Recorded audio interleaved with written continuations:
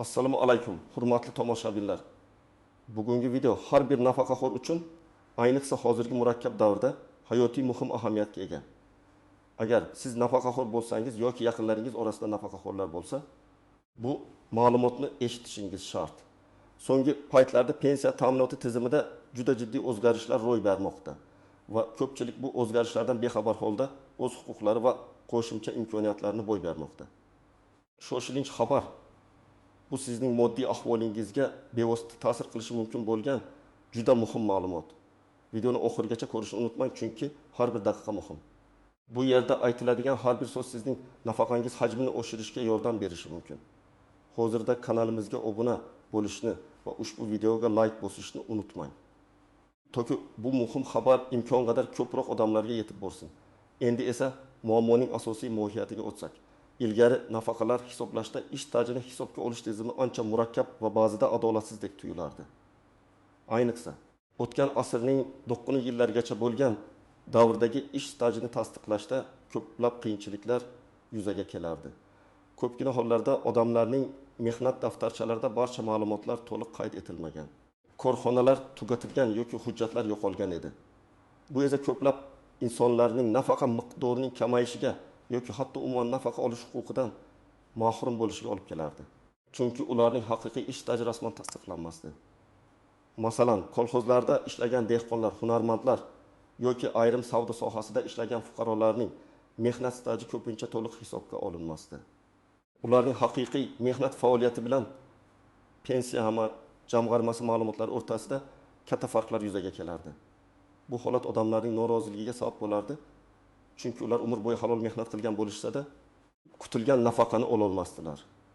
Pensiya jamg'armasi xodimlari ham har doim ham to'liq hujjatlar mavjud bo'lmagani uchun yordam bera olmasdilar.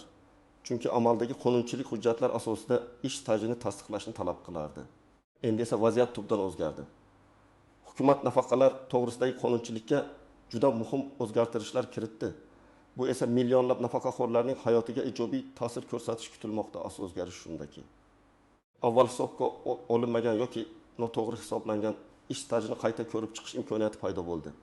Bu avvalgi tizimda ba'zi xatoliklarga yo'l qo'yilganini anglatadi va endi davlat bu xatolarni tuzatishga, fuqarolarning haqiqiy mehnatini adolatli baholashga harakat qilmoqda. Yangi qonunchilikka ko'ra ish stajini tasdiqlash uchun ilgari talab qilingan ba'zi qattiq mezonlar yumshatildi. Jumladan, ba'zi davrlar uchun guvohlarning ko'rsatmalari, arxiv ma'lumotlari yoki hatto o'sha davrdagi mahalliy hokimiyat organlarining qarorlari kabi boshqa turdagi hujjatlar ham inobatga olinishi mumkin. Bu nafaqaxo'rlar uchun juda katta yangilik va yengillikdir. Chunki ko'pchilikda aynan o'sha eski yo'qolgan hujjatlar muammo tug'dirardi. Bu o'zgarish nafaqaxo'rlarning ijtimoiy himoyasini kuchaytirishga qaratilgan bo'lib, ularning munosib keksalik yo'shini ta'minlashni maqsad qilgan.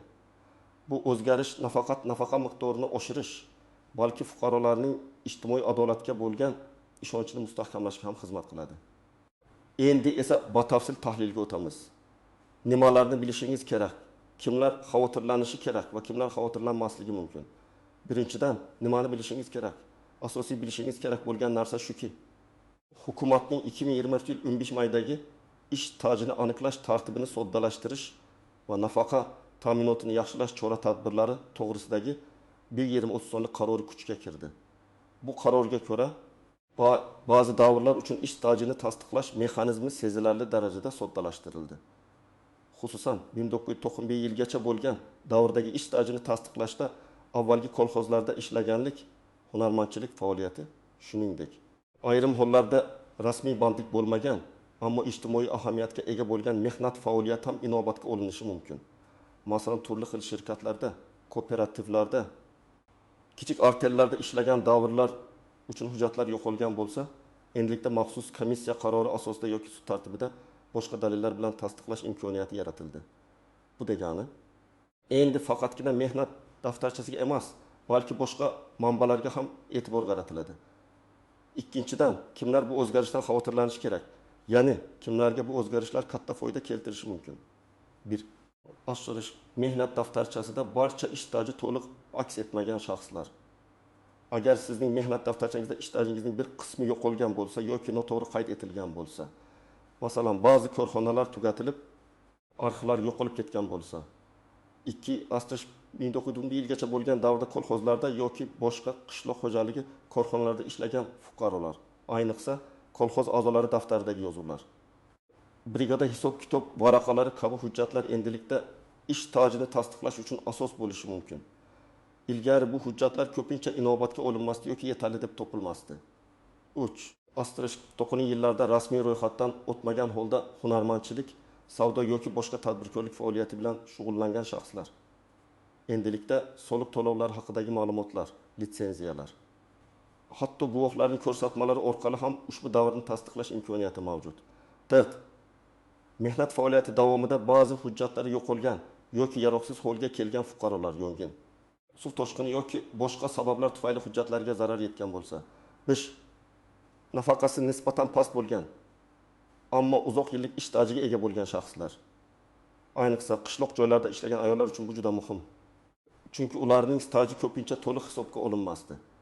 3-dan kimlar xavotirlanmasligi kerak? Ya'ni kimlarga bu o'zgarishlar unchalik ta'sir qilmasligi mumkin. Bir asr yaqinda. Ya'ni so'nggi 10-12 yil ichida nafaqaga chiqqan shaxslar, agar sizning barcha ish stajingiz rasmiy hujjatlar bilan to'liq tasdiqlangan va pensiya miqdoringiz mavjud qonunchilik doirasida maksimal darajada hisoblangan bo'lsa, 2. Barcha hujjatlar tartibda bo'lgan va ish staji to'liq hisobga olingan fuqarolar. Agar sizning mehnat daftarchangizda yoki shaxsiy hisobingizda barcha ma'lumotlar aniq va to'g'ri aks ettirilgan bo'lsa, asterisk nafaqasi allaqachon belgilangan maksimal chegaraga yaqin bo'lgan shaxslar. Chunki hatto qo'shimcha staj ham ular uchun sezilarli o'sish bermasligi mumkin. Endi esa bu qoidalarni tushunish uchun bir nechta aniq, real hayotiy misollarga to'xtalsak. Misol 1. Oysha bu va uning kolxozdagi mehnati. Farg'onadan Oysha bu 1942 yilda tug'ilgan. U umrining 40 yilini, ya'ni 1965 yildan 2005 yilgacha kolxozda paxta maydonida ishlagan. Nafaqaga chiqqanda uning mehnat daftarchasida faqat 25 yillik staj qayd etilgan edi. Chunki tam yillarning oxiri va 90 yillarning boshlaridagi hujjatlar, jumladan kolxozning ish haqi qaydnomalari va buyruqlari yo'qolgan edi. Oysha buvining nafaqasi shu sababli atiga erkin 1 million so'm edi. Yangi qarorga ko'ra Oysha bu kolxoz a'zosi daftaridagi yozuvlar, shuningdek u bilan birga ishlagan 2 nafar guvohning ko'rsatmalari asosida yo'qolgan 15 yillik stajini tasdiqlash uchun ariza berdi. Uning arizasi ko'rib chiqilib, ish staji to'liq tasdiqlandi. Natijada Oysha buvining nafaqasi 2 million so'mga ko'tarildi. Bu 700 ming so'mga oshish degani, bu esa uning hayot sifatiga sezilarli ta'sir qiladi. Bu pul uning dorilarga, oziq-ovqatiga va nabiralarga sovg'alar olishga yordam beradi. Misol, Ahmad akaning hunarmandchilik faoliyati. Samarqandlik Ahmad aka 1955 yilda tug'ilgan. U 1985 yildan 1915 yilgacha, ya'ni 10 yil davomida to'plar tikish va ularni bozorlarda sotish bilan shug'ullangan. Bu davrda u rasman ro'yxatdan o'tmagan. Shuning uchun uning mehnat daftarchasida bu ish staji qayd etilmagan edi. Nafaqaga chiqqanda uning faqat 20 yillik staji, fabrika va maktabdagi ishi hisobga olingan va uning nafaqasi 8 million so'm edi. Yangi qonunchilikka ko'ra Ahmad aka o'sha davrda o'z mahsulotlarini sotgan bozor administratsiyasidan olingan savdo ruxsatnomalarining nusxalarini, shuningdek u bilan birga ishlagan 2 do'stining guvohlik ko'rsatmalarini taqdim etdi. Pensiya jamg'armasi ushbu dalillarni ko'rib chiqib, uning 10 yillik hunarmandchilik stajini tasdiqladi. Natijada Ahmad akaning nafaqasi 5 million so'mga yetdi. Bu ham Ahmad aka oilasining moddiy ahvolini yaxshiladi. U endi o'z sevimli ishini, ya'ni nafaqaxo'r bo'lishiga qaramay, ustaxonasida yoshlarga hunar o'rgatishni davom ettirishi mumkin. Misol 3. Gulnora opaning yo'qolgan hujjatlari. Toshkentlik Gulnora opa 1906 yilda tug'ilgan. U 1900 yildan 2010 yilgacha maktabda o'qituvchi bo'lib ishlagan, jami 30 yil. Ammo 2005 yili uning xonadonida yong'in sodir bo'lib, mehnat daftarchasi qisman yaroqsiz holga kelgan. Pensiya rasmiylashtirishda uning so'nggi 15 yillik staji tasdiqlangan. Ammo 1900 yildan 1995 yilgacha bo'lgan davr uchun ma'lumotlar yo'qligi sababli nafaqasi atiga 1 million so'm bo'lgan. Yangi qonunchilik yordamida Gulnora opa o'z maktabining arxiviga murojaat qilib, o'sha davrdagi buyruqlardan ko'chirmalar va ish haqi varaqalarining nusxalarini oldi. Shuningdek, u bilan bir sinfda ishlagan ikki hamkasbi ham uning shu yerda ishlaganini tasdiqladi. Bular asosida uning butun yillik staji to'liq tasdiqlandi va nafaqasi 2,4 million so'mga oshdi. Bu misollar shuni ko'rsatadiki, hatto umidsiz deb o'ylangan vaziyatlarda ham yangi qonunchilik orqali adolat tiklanishi mumkin. Endi esa ushbu qoidalar bo'yicha istisnolar, tuzoqlar va noaniq jihatlar haqida gaplashamiz. Bu ham juda muhim, chunki hamma holat standart emas. Istisnolar chet eldagi ish, agar siz chet davlatda ishlagan bo'lsangiz, bu stajni tasdiqlash uchun xalqaro shartnomalar va bitimlar qoidalari amal qiladi. Yangi qaror asosan O'zbekiston hududidagi ish stajiga taalluqli. Chet eldagi stajni tasdiqlash tartibi biroz boshqacha va murakkabroq bo'lishi mumkin. Ba'zi davlatlar bilan O'zbekiston o'rtasida pensiya ta'minoti bo'yicha kelishuvlar mavjud bo'lsa, bu staj hisobga olinadi, ammo barcha davlatlar bilan bunday kelishuvlar yo'q. Maxsus sharoitlardagi ishlar, masalan, yer osti ishlari, zararli sharoitlardagi ishlar uchun alohida qoidalar mavjud. Bunday stajni tasdiqlashda standart hujjatlardan tashqari ish joyidagi attestatsiya ma'lumotlari, tibbiy ko'rik natijalari kabi qo'shimcha hujjatlar talab etiladi. Yangi qonunchilik umumiy ish stajini hisoblashga yordam bersa-da, bu maxsus staj turlari uchun o'ziga xos talablar saqlanib qoladi. 30 harbiy xizmat. Harbiy xizmat davri ichki ishlar organlari yoki boshqa maxsus xizmatlardagi staj harbiy pensiya qonunlari doirasida hisobga olinadi va fuqarolik pensiyalari tizimiga to'g'ridan-to'g'ri bog'liq emas. Garchi bu davr umumiy ish stajiga qo'shilsa-da, uning o'ziga xos hisoblash tartibi mavjud. Tuzoqlar va ehtiyot bo'lish kerak bo'lgan holatlar. Firibgarlar eng katta xavf bu firibgarlik. Hozirda ko'plab yuridik firmalar yoki pensiya maslahatchilari paydo bo'lishi mumkin. Ular pullik xizmatlar evaziga sizning stajingizni kafolatli tasdiqlashni va'da qilishadi. Unutmang, pensiya jamg'armasi va yagona darcha markazlarining barcha xizmatlari bepul. Hech kimga pul bermang. Agar sizdan pullik xizmat talab qilinsa, bu darhol shubhali holat ekanligini anglatadi. Har doim to'g'ridan-to'g'ri davlat organlariga murojaat qiling. Firibgarlar ko'pincha yolg'on va'dalar berib, keraksiz hujjatlarni yig'ishga undashadi va buning uchun katta pullar talab qilishadi. 2. Hujjatlarning to'liqsizligi. Hatto yangi soddalashtirilgan tartibda ham hujjatlaringizni imkon qadar to'liq yig'ishga harakat qiling. Masalan, guvohlik ko'rsatmalari berayotgan shaxslarning pasport nusxalari. Ular bilan ishlaganliklarini tasdiqlovchi hujjatlar talab qilinishi mumkin. Kichik kamchiliklar ham jarayonni sekinlashtirishi yoki arizangiz rad etilishiga olib kelishi mumkin. Har bir kichik detalga e'tibor berish muhim. 3. Muddatsizlik, lekin shoshilish kerakligi. Yangi qonunchilikda arizalar uchun qat'iy muddat belgilanmagan bo'lsa-da, imkon qadar tezroq murojaat qilish tavsiya etiladi. Sababi guvohlar topish qiyinlashishi, arxiv hujjatlari yanada yo'qolishi yoki ma'lumotlarni tasdiqlash imkoniyatlari kamayishi mumkin. Qanchalik kechiktirsangiz, hujjatlarni yig'ish shunchalik qiyinlashadi. 4. Noto'g'ri hisob-kitoblar. Agar sizning arizangiz ko'rib chiqilgandan so'ng ham nafaqangiz noto'g'ri hisoblangan deb hisoblasangiz, sizda qayta ko'rib chiqishni talab qilish yoki sudga murojaat qilish huquqi bor. Bu yerda sizning sabr-toqatingiz va qat'iyatingiz muhim rol o'ynaydi.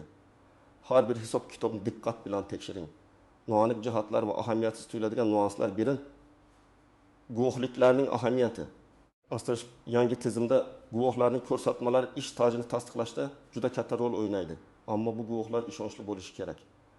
Ular siz bilan bir davrda, bir tashkilotda ishlaganligini tasdiqlovchi hujjatlarga ega bo'lishlari kerak. Oddiygina tanishlarning guvohliklari yetarli bo'lmasligi mumkin. Odatda 2 nafar guvoh talab qilinadi. Ularning ko'rsatmalari bir-birini tasdiqlashi lozim. O'rtacha ish haqini aniqlash. Agar sizning ish stajingiz tasdiqlansa, lekin o'sha davrdagi ish haqi to'g'risidagi ma'lumotlar mavjud bo'lmasa.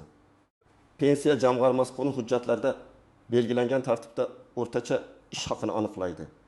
Bu odatda hududiy o'rtacha ish haqi ko'rsatkichlariga asoslanadi.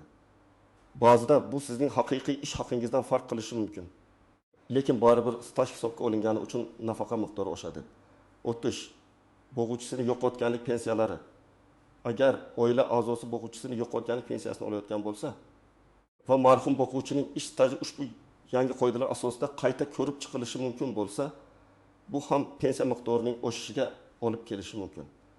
Bu juda muhim nuans bo'lib, ko'pchilik buni bilmasligi mumkin. Shuning uchun Bunday holatlarda ham pensiya jamg'armasiga murojaat qilish tavsiya etiladi.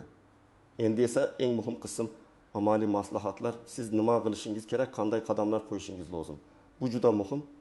Har bir qadamni diqqat bilan eslab qoling. Birinchi qadam mavjud hujjatlaringizni ko'rib chiqing. O'zingizning mehnat daftarchangizni diqqat bilan o'rganib chiqing. Unda qaysi davrlar qayd etilgan va qaysilari yo'q bo'lgan yoki noto'g'ri yozilgan. Agar sizda eski ish haqi ma'lumotnomalari, buyruqlarning nusxalari, diplomlar, ta'lim muassasalarini tamomlaganlik haqidagi hujjatlar, shuningdek kolxoz a'zosi kitobchasi kabi boshqa hujjatlar mavjud bo'lsa, ularni to'plang. Har bir kichik hujjat muhim ahamiyatga ega bo'lishi mumkin. Hatto eski kasaba uyushma bileti, mukofot qog'ozlari, faxriy yorliqlar ham bilvosita dalil bo'lishi mumkin. Ularni ham yig'ib qo'ying. Ikkinchi qadam qo'shimcha dalillarni to'plang. Agar sizning ish tajribangizning bir qismi tasdiqlanmagan bo'lsa, o'sha davrda siz bilan birga ishlagan, hozirda ham hayot bo'lgan kamida 2 nafar guvohni topishga harakat qiling. Ulardan pasport nusxalari va ularning ish tajini tasdiqlovchi hujjatlarni masalan, ularning mehnat daftarchasidan ko'chirma so'rang. Agar korxona yoki tashkilot tugatilgan bo'lsa, uning arxivga topshirilmaganini aniqlang. Mahalliy arxivlarga, viloyat yoki shahar arxivlari murojaat qilib, o'zingiz haqingizdagi ma'lumotlarni topishga harakat qiling. Arxivdan ish stajingizni tasdiqlovchi ma'lumotnoma yoki ko'chirma olishingiz mumkin. Mahalliy hokimliklar, mahalla qo'mitalari orqali ham ma'lumot so'rashingiz mumkin. Ba'zi eski kolxozlar yoki kichik korxonalar haqidagi ma'lumotlar ularda saqlanib qolgan bo'lishi mumkin. 3-chi qadam, qayerga murojaat qilish kerak?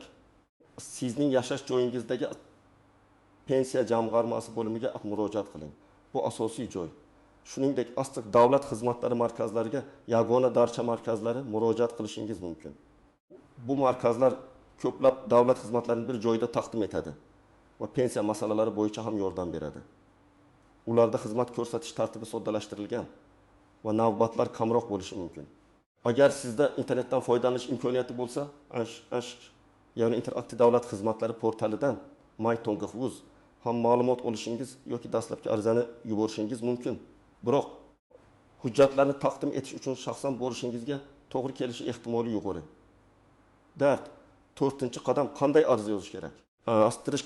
Pensiya jamg'armasi bo'limida yoki davlat xizmatlari markazida ish stajini qayta hisoblash yoki tasdiqlash uchun maxsus ariza shakli mavjud. Sizga shu shaxsni to'ldirishda yordam berishadi. Arizada quyidagilarni aniq ko'rsatishingiz kerak. Ish, pasport ma'lumotlaringiz, hozirgi nafaqa miqdori va nafaqani belgilangan sana, qaysi davrdagi ish stajini qayta ko'rib chiqishni yoki tasdiqlashni so'rayotganingiz, aniq sanalar, masalan 1995 yil yanvar oyidan 1990 yil dekabr oyigacha. Bu davrda qayerda ishlaganligingiz, korxona nomi, lavozimi, nima sababdan bu staj ilgari hisobga olinmagani, masalan hujjatlar yo'qolgani, mehnat daftarchasida qayd etilmagani, siz taqdim etayotgan qo'shimcha hujjatlar ro'yxati, masalan guvohlarning ko'rsatmalari, arxiv ma'lumotnomalari, kolxoz a'zosi kitobchasi nusxasi, arizaga barcha yig'ilgan hujjatlarning asl nusxalari va nusxalarini ilova qiling. Asl nusxalarni o'zingizda saqlang. Ularni faqat ko'rib chiqish uchun taqdim eting va qaytarib olishni unutmang. 5-chi qadam. Murojaatingizni kuzatib boring. Arizangizni qabul qilganlik haqida rasmiy tasdiqnoma. Masalan, arizangizning nusxasiga kiruvchi raqam va sana qo'yilgan muhr olishni unutmang. Odatda arizani ko'rib chiqish uchun ma'lum bir muddat belgilanadi. Masalan, 3 kun. Shu muddat tugagandan so'ng javob kelmasa, yana murojaat qilib arizangizning holatini so'rang. Sabr bo'ling, ammo qat'iyatni yo'qotmang. Unutmang, bu jarayon biroz vaqt talab qilishi mumkin. Lekin sizning qo'shimcha tajingiz tasdiqlansa, nafaqangiz sezilarli darajada o'sishi mumkin. Bu harakat qilishga arziydigan imkoniyatdir. Agar barcha harakatlaringizdan so'ng ham ijobiy natijaga erisha olmasangiz, yuqori turuvchi tashkilotlarga, pensiya jamg'armasining hududiy boshqarmalariga yoki O'zbekiston Respublikasi Vazirlar Mahkamasi huzuridagi pensiya jamg'armasiga yoki sudga murojaat qilish huquqingiz bor. O'z huquqlaringizni biling va ulardan foydalaning. Xulosa qilib aytganda, hurmatli nafaqaxo'rlar, bugungi video sizga muhim bir xabarni yetkazishni maqsad qildi. Endilikda ilgari hisobga olinmagan ish stajini tasdiqlash uchun yangi soddalashtirilgan imkoniyatlar yaratildi. Bu ko'plab insonlarning nafaqasini oshirishga va moddiy ahvolini yaxshilashga yordam beradi. O'z huquqlaringizdan foydalaning. Kerakli hujjatlarni to'plang va pensiya jamg'armasi yoki davlat xizmatlari markazlariga murojaat qiling. Ammo firibgarlardan ehtiyot bo'ling va barcha xizmatlar bepul ekanligini unutmang. Umid qilamanki, bu ma'lumot siz uchun juda foydali bo'ldi. Sizning fikringiz biz uchun juda muhim. Ushbu yangiliklar haqida qanday fikrdasiz? Sizda ham ish staj bilan bog'liq muammolar bormi? Fikr mulohazalaringizni izohlarda yozib qoldiring. Bu videoga like bosishni va kanalimizga obuna bo'lishni unutmang, toki bu muhim ma'lumot imkon qadar ko'proq nafaqaxo'rlarga yetib borsin. Keyingi videolarda ko'rishguncha xayr.